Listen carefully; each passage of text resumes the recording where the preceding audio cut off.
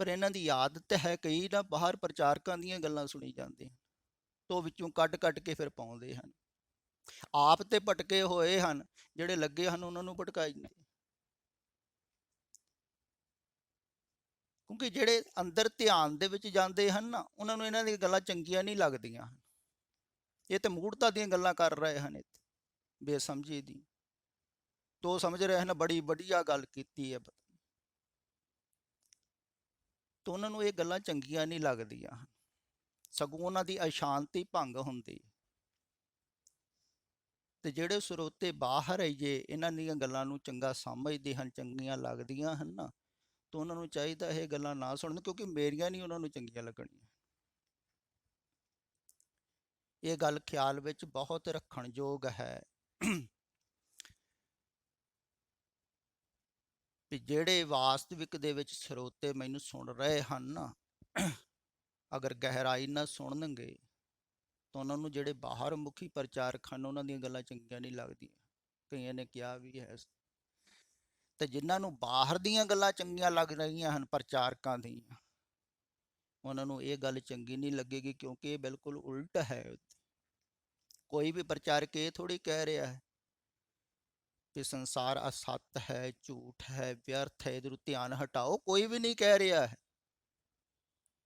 ਉਹ ਬਾਣੀ ਤੇ ਛੱਡ ਹੀ ਦਿੰਦੇ ਹਨ, ਗੁਰੂ ਤੇਗ ਬਹਾਦਰ ਸਾਹਿਬ ਵਾਲੇ, ਕਿਉਂਕਿ ਔਖਾ ਕੰਮ ਹੈ, ਬਹੁਤ ਕਠਿਨ ਹੈ, ਕਹਿ ਨਹੀਂ ਸਕਦਾ ਕੋਈ।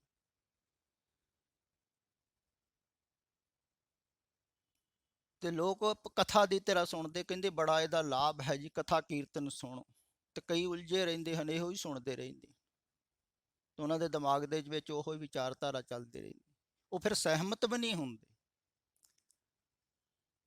ਜਿੰਨਾ ਚਿਰ ਤੁਸੀਂ ਪੂਰੇ ਇੱਕ ਦੇ ਨਾਲ ਸਹਿਮਤ ਨਾ ਹੋਵੋਗੇ, ਇਹਨੂੰ ਕਹਿੰਦੇ ਹਨ ਸ਼ਰਧਾ ਭਾਵਨਾ। ਜਿੰਨਾ ਚਿਰ ਸ਼ਰਧਾ ਨਹੀਂ ਨਾ, ਉਹਨਾਂ ਚਿਰ ਵਾਸਤਵਿਕ ਗੱਲ ਕਦੀ ਨਹੀਂ ਸੁਣ ਸਕਦਾ। ਜਿਵੇਂ ਤੁਸੀਂ ਕਹਿ ਰਹੇ ਸੀ ਨਾ ਵੀ ਉਹ ਬਜ਼ੁਰਗ ਕਹਿੰਦੇ ਹਨ ਵੀ ਅਸੀਂ 90% ਸਾਨੂੰ ਸਵੀਕਾਰ ਹੈ ਉਹਨਾਂ ਦੀਆਂ ਗੱਲਾਂ, 10% ਨਹੀਂ। ਤੇ ਫਿਰ ਉਹ ਸੁਣ ਥੋੜੀ ਸਕਦੇ।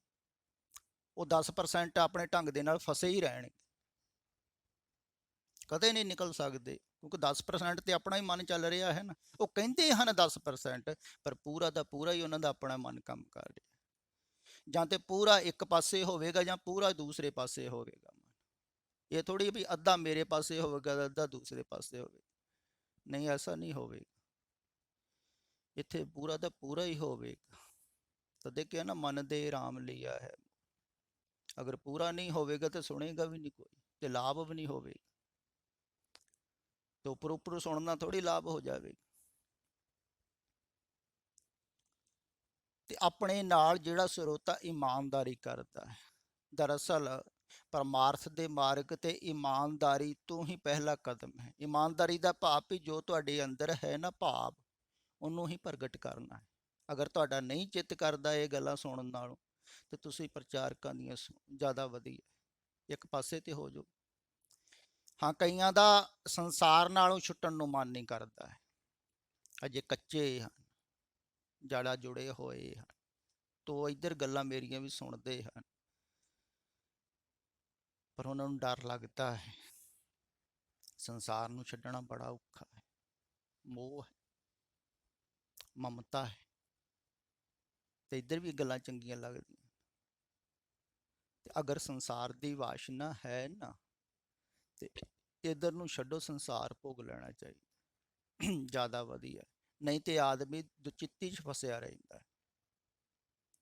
ਬਹੁਤੇ ਲੋਕ ਇੱਦਾਂ ਹੀ ਫਸੇ ਹੋਏ ਹਨ, ਧਾਰਮਿਕ ਸੰਸਾਰ ਵੱਲੋਂ ਇਹ ਰੱਜੇ ਨਹੀਂ ਹਨ, ਸੰਸਾਰ ਦੀਆਂ ਵਾਸ਼ਨਾਵਾਂ ਅਧੂਰੀਆਂ ਹਨ, ਤੇ ਧਰਮ ਵਾਲੇ ਪਾਸੇ ਨੂੰ ਵੀ ਜਾ ਰਹੇ, ਤਾਂ ਵਿਚਾਲੇ ਫਸੇ ਹੋਏ, ਨਾ ਉਧਰ ਦੇ ਨਾ ਉਧਰ, ਨਾ ਘਰ ਦੇ ਨਾ ਘਾਟ ਦੇ, ਕਿਸੇ ਪਾਸੇ ਜੋਗੇ ਵੀ। ਤੇ ਘਾਟ ਦੇ ਨਹੀਂ ਹੈ ਬਣਨਾ ਹੈ, ਤੁਸੀਂ ਘਰ ਦੇ ਬਣ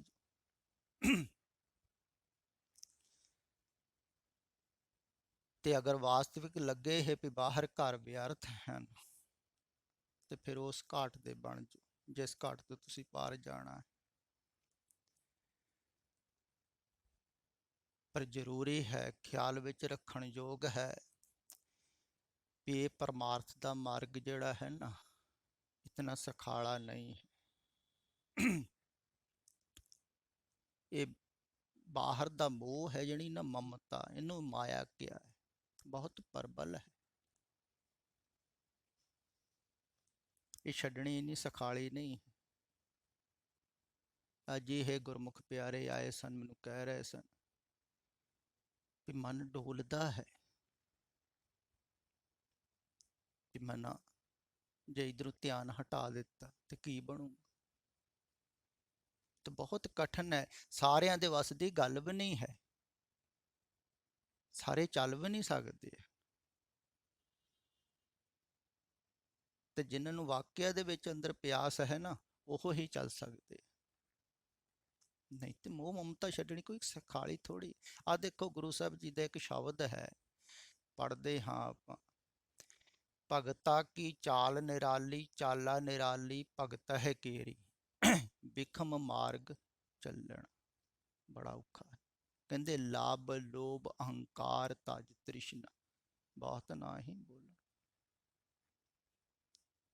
ਇਹ ਸਭ ਕੁਝ ਛੱਡਣਾ। ਲੱਭ ਵੀ ਸੰਸਾਰ ਦਾ ਹੈ, ਲੋਭ ਵੀ ਸੰਸਾਰ ਦਾ ਹੈ, ਤ੍ਰਿਸ਼ਨਾ ਵੀ ਸੰਸਾਰ ਦੀ। ਦੇਖੋ ਸਾਰਾ ਕੁਝ ਲਿਖਿਆ ਹੋਇਆ ਨਾ, ਤੇ ਇਹੋ ਹੀ ਤੇ ਸੰਸਾਰ ਹੈ। ਹੁਣ ਤ੍ਰਿਸ਼ਨਾ ਦੀ ਆਪਣੀ ਜਾਂਦੇ ਨਹੀਂ, ਜਾਂ ਆਪਾਂ ਕਿੱਧਰ ਨੂੰ ਰਹੇ। ਬਹੁਤ ਨਾ ਹੀ ਬੋਲਣ।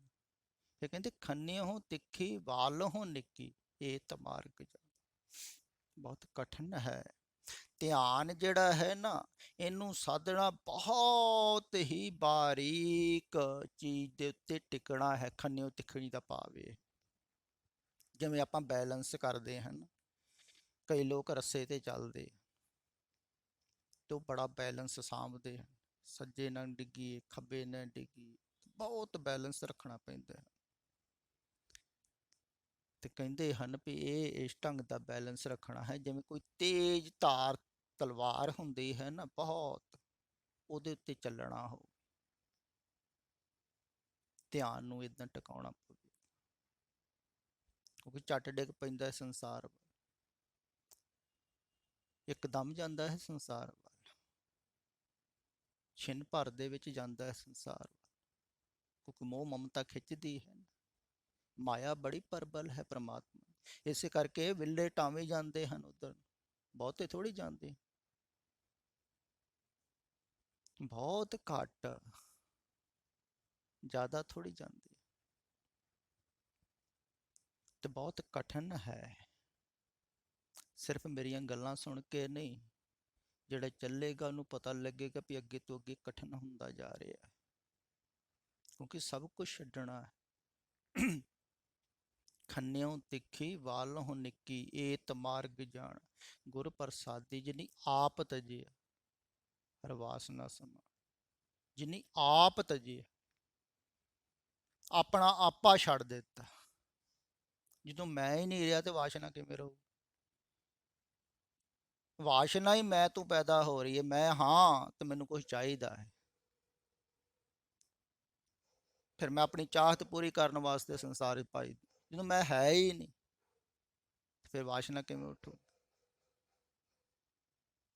ਕਹਿੰਦੇ ਗੁਰ ਪ੍ਰਸਾਦੀ ਜਿਨੀ ਆਪ ਤਜਿਆ, ਗੁਰੂ ਦੀ ਕਿਰਪਾ ਦਵਾਰ, ਆਪਣਾ ਆਪ ਵੀ ਆਪ ਨਹੀਂ ਤਜ ਸਕਦਾ, ਆਪਣਾ ਆਪ ਸਮਰਪਿਤ ਕਰਨ ਵਾਸਤੇ ਗੁਰੂ ਦੀ ਕਿਰਪਾ ਚਾਹੀਦੀ, ਗੁਰੂ ਦੁਆਰਾ ਹੋਵੇ।